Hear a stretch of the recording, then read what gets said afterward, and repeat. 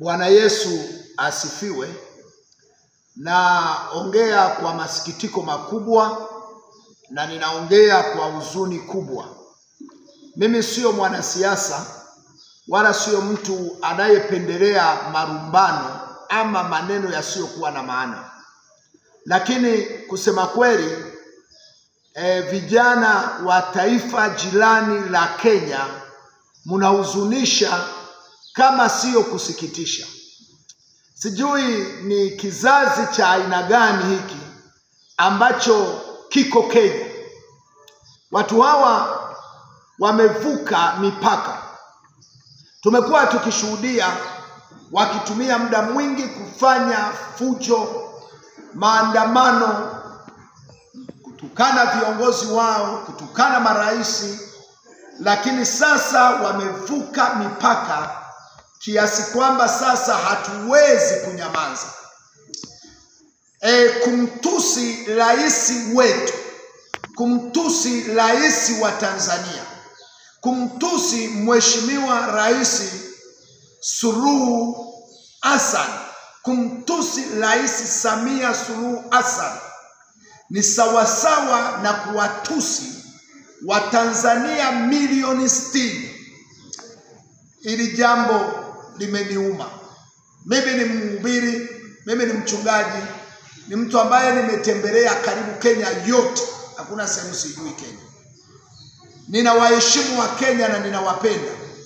Lakini katika hili nataka niwaambie wa Kenya, mnayo kila sababu ya kurudi kujitafakari. Muna kila sababu ya kurudi kumuomba Mungu awape taifa lenye watu wenye nidhamu. Hiki ambacho dunia inakishuhudia kutoka Kenya, matusi ambayo rais wa Jamhuri ya Muungano wa Tanzania anatukana bila kujali nini kimesababisha watukane, ni utovu wa nidhamu. Ni kuonyesha Kenya ni taifa ambalo halina watu ambao wanastahili kuwa watu katika ulimwengu huu. Ni kuonyesha kuwa Kenya ni taifa ambalo wakizaa labda wanatupa mitaani, watoto wanakuwa wenyewe. Hawana wa kuwalea, hawana wa kuwafundisha. Tunaanza kupata mashaka na malezi ya wazazi wa Kenya. Tunaanza kupata mashaka na hawa vijana wenu wamekulia wapi. Labda ni watoto wa mitaani tu. Labda ni watoto ambao hawajakuwa na wazazi. Kwa sababu mtoto ambaye amekuwa na mzazi, hata Mheshimiwa Samia Suluhu Hassan asingekuwa rais, hauwezi kumtukana hivyo mfalme wa nchi. Hauwezi kumtukana hivyo rais. Nataka niwaambie wa Kenya, Rais Samia Suluhu Hassan ni rais wa Watanzania milioni 60. Ni rais anayeongoza nchi kubwa kukaribia kuliko nchi zote za East Africa, tukitoa Kongo tu. Kwa sababu Tanzania inaweza kupata Kenya 6. Kenya 6 unapata Tanzania 1. Tanzania hatuitegemei Kenya kuishi. Tanzania hatutegemei kitu chochote kutoka Kenya, bali Kenya mnategemea kura kutoka Tanzania. Kenya mnategemea mahindi ya Watanzania, mnategemea mchele wa Watanzania. Marori ya Watanzania na shida hapa yamejaa. Tukiwafungia mtakufa njaa nyie. Tukisema tunafunga mipaka yetu, marori yenu yasichukue mchele Tanzania na mahindi, mtakufa njaa. Hebu tafakarini, ujirani wetu sisi na Kenya umekuwa wa aina gani? Sasa matusi ya vijana wa Kenya hatuwezi kuyanyamazia juu ya rais wetu. Hatuwezi kunyamazia matusi ya Kenya juu ya rais wetu. Rais Samia Suluhu Hassan ni rais wa Watanzania. Wala hajawahi kuomba, hajawahi kutamani hata siku moja kuwa rais wa Wakenya. Sasa Wakenya anatawala nini kule? Matusi. Aje kutawala matusi. Matusi. Inavyoonekana vijana wa Kenya hamuna hata dini. Inavyoonekana vijana wa Kenya hamuna wazazi, hamuna dini.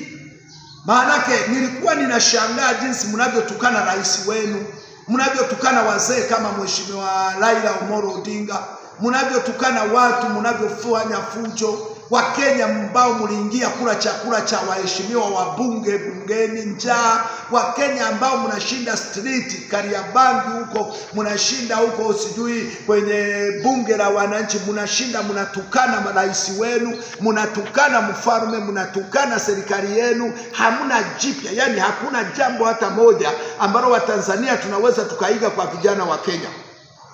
Katika Mithali sura ya 25 mstari wa 6, Biblia inasema usijitukuze juu ya mfalme, wala usinene vibaya mbele ya mfalme. Lakini ukienda Mithali Mhubiri sura ya 10 mstari wa 20, Biblia inasema usimtukane mfalme hata kwa mawazo yako tu. Mungu anasema hata kwa mawazo tu usimtukane mfalme. Usitukane mfalme hata kwa mawazo yako. Lakini kitabu cha Kutoka sura ya 22 mstari wa 28 inasema usimtukane Mungu wala usimtukane mkuu wa watu wako. Muna dini nyinyi. Nye vijana wa Kenya muna dini kweli? Nye vijana wa Kenya basi bomoeni makanisa yote Kenya, bomoeni misikiti yote. Tujue Kenya ni nchi ya wapagani, nchi ya wahuni, nchi ya watu ambao hawana nidhamu wala hawana adabu. Nimewasikiliza, nimewafuatilia sana. Wengine wanaongea kutoka Kisii, wengine wanaongea kutoka Nairobi, wengine wanaongea kutoka wapi, watu ambao hata shule hawajaenda, eti wanasema Watanzania hatuongei Kiingereza. Nani aliwadanganya kwamba Kiingereza ni elimu? Nani aliwadanganya kwamba Kiingereza ni maarifa? Nani aliwadanganya? China waongei Kiingereza, China hawaongei Kiingereza, Brazil hawaongei Kiingereza, hawaongei Kiingereza, Sweden hawaongei Kiingereza, Norway hawaongei Kiingereza, nenda nchi za Ureno, Argentina hawaongei Kiingereza, hawajui hata Kiingereza. Mbona mnakopa kwao? Mbona wameendelea wako juu? Kiingereza ni lugha ya kitumwa. Sisi sio watumwa, sisi ni nchi huru, sisi ni taifa huru. Haya mataifa yote China, Russia, mnakopa huko, wanawajengea madaraja flyover, wanajenga wao, wanaongea Kiingereza hao. Madaktari bingwa wanatoka huko wanaongea Kiingereza. Brazil wanaongea Kiingereza, Argentina wanaongea Kiingereza, wanaongea Kiingereza. Huko kwa Waarabu wanaongea Kiingereza. Mbona mafuta mnatafuta kwao? Nchi mumewauzia wao. Acha bwana kutuletea upumbavu hapa. Tanzania ni nchi huru, nchi iliyojenga utamaduni wa kuheshimiana, kusaminiana. Watanzania tunakosoana kwa mawazo, tunakosoana tunakosoana kwa ustaarabu wa hali ya juu. Ndio maana Tanzania huwezi kusikia makambi ya wakimbizi. Tuna makambi ya wakimbizi ya watu wanaokimbilia huko. Kenya makambi ya wakimbizi mpaka ndani, sababu hakuna utovu wa nidhamu. Watu mnauana kila siku. Uliwahi kumuona Mtanzania analala kwenye majumba ya mabati? Kama ya Kibera pale. Madhari North, vile vibanda vilivyoko Kibera, vilivyoko kule Majengo, vilivyoko. Uliwahi kuviona Tanzania? Mtanzania, hakuna Mtanzania anaweza kulala kwenye mabati. Mtanzania analala kwenye nyumba ya kisasa, nyumba iliyojengwa vizuri. Tumeendelea, tuna chakula kizuri, tuna bahari, tuna maziwa, tuna milima, tuna mbuga za wanyama, tuna majengo, na tuna rais ambaye anaheshimika. Sio rais kama ambaye anatukanwa kama rais wa Kenya. Kila kona ni matusi tu. Rais hana amani, hana nini? Hii demokrasia gani? Kama demokrasia yenu ni ya matusi, muiache huko Kenya, msilete Tanzania. Kama Kenya ni ustaarabu wenu ni kutukana rais wenu, kuziaki viongozi wenu wa serikali, huo ustaarabu wenu mkauache huko Kenya. Tuacheni wa Tanzania na ustaarabu wetu wa kuheshimiana, tuacheni wa Tanzania na ustaarabu wetu wa kujibizana kwa hoja, tuacheni wa Tanzania na ustaarabu wetu wa kuongea kwa amani. Acha kumgusa Rais Samia Suluhu Hassan. Hatuwezi kukubali wahuni, vijana wahuni, hawana hata chakula, hawana hata pakulala. Vijana wahuni wanatoka huko kwenye mashimo, wamelala kwenye mashimo, kwenye mapango, wanakufa njaa, wanakuja kutukana Rais wa Jamhuri ya Muungano wa Tanzania. Rais wa Jamhuri ya Muungano, rais wa nchi ya wastaarabu, rais wa nchi inayoheshimika, rais wa nchi yenye amani, rais wa nchi yenye utulivu, rais wa nchi ambayo hakuna mwananchi wake analala njaa. Mnakuja kutukana rais. Mheshimiwa Rais Suluhu Hassan, Samia Suluhu Hassan, kwanza nikupe pole. Jina lako linachafuliwa na wahuni. Hao watu wametoka mashimoni. Kama kungekuwa kuna tatizo, Tanzania na Kenya. Basi Tanzania na Kenya wana viongozi. Kenya yuko Rais Samia Suluhu Hassan, yuko mkuu wa mawaziri Mudavadi, yuko spika wa bunge Wetangula, na Tanzania yuko Rais Samia Suluhu Hassan, yuko waziri mkuu Mheshimiwa Kassim Majaliwa Kassim, yuko spika wa bunge Mheshimiwa Tulia Hassan. Wangekaa wakaongea, wangekaa wao wakakommunicate, wakasema jamani, hapa kuna tatizo, hapa kuna shida, tuimalize. Tatizo linatatuliwa na wafalme. Muogope Mungu nyie vijana wa Kenya. Kuwa na hofu ya Mungu. Mnategemea Rais Samia Suluhu Hassan aje wajibu? Rais Samia Suluhu Hassan ni mstaarabu, mzalendo, mtu mwenye heshima, aliyelelewa katika ustaarabu wa dini. Amefundwa na wazazi wake, amefundwa, anaongoza taifa la wastaarabu. Hakuna mtu anatoka kwenye taifa la wastaarabu anaweza kujibu hao wahuni. Nataka niwaambie nyinyi wahuni wa Kenya, nyie vijana, wala sio Gen Z nyie. Nyie ni wahuni tu ambao mmetelekeza familia, hamuna pa kulala, hamuna chakula, maisha yenu ya shida, mnalala kwenye mashimo, mnatokea huko kwenye mapango, mnatoka huko, yani unatoka kwenye mashimo, unakuja kutukana rais wa nchi ya wastaarabu. Nataka niwaambie kwamba kama shida yenu ni kuingia Tanzania, fateni utaratibu wa kuingia Tanzania. Najua mnatamani kuingia Tanzania. Ndio maana kumzuia Martha Karua na Mtunga kuingia Tanzania.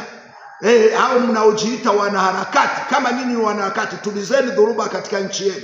Kama nyinyi mnajua kuwa wanaharakati, tulizeni dhuruba, ifanye Kenya itulie. Ifanye Kenya iache kushitaki viongozi wao. Ifanye Kenya iache kutukana viongozi wao. Ifanye Kenya iwe nchi ya amani, tuone. Tujue kwamba nyinyi ni wastaarabu. Tujue machokora wale wote waliojaa Nairobi waondoke. Machokora wote waliojaa Mathare North wanaoibia watu mchana waondoke. Tuone nchi imekuwa ya wastaarabu. Tujue kwamba Kenya kuna wanaharakati, kuna watu wa haki za binadamu, kuna nini. Nchi imejaa mauaji ya kila aina. Mnatuambia nini? Nchi ya watu wasiojali, wasiojua kama kuna serikali, wasioheshimu utawala wa sheria. Kama ni demokrasia kama ya Kenya, ya kila mtu kutukana president, kila mtu kutukana, kila mtu kufanya anavyotaka, hiyo demokrasia Tanzania hatuitaki. Acheni tuendelee. Na kama mnasema Samia Suluhu Hassan ni mwanamke, nyie tawaliweni na mwanaume. Kwani tumewaambia mtawaliwe na mwanamke? Sisi wa Tanzania tumekubali kutawaliwa na mwanamke, na tunatawaliwa vizuri. Nchi imetulia, mipaka yetu iko salama, amani ipo, tunamheshimu mama na tunamtii katika jina la Yesu. Na wakemea nyie watovu wa nidhamu, nyie vijana wa Kenya, mnyamanze kimya, wala msiongee lolote juu ya Tanzania. Ongeeni juu ya nchi yenu ambayo mmeiharibu ninyi wenyewe. Asanteni sana, Mungu awabariki. Amen.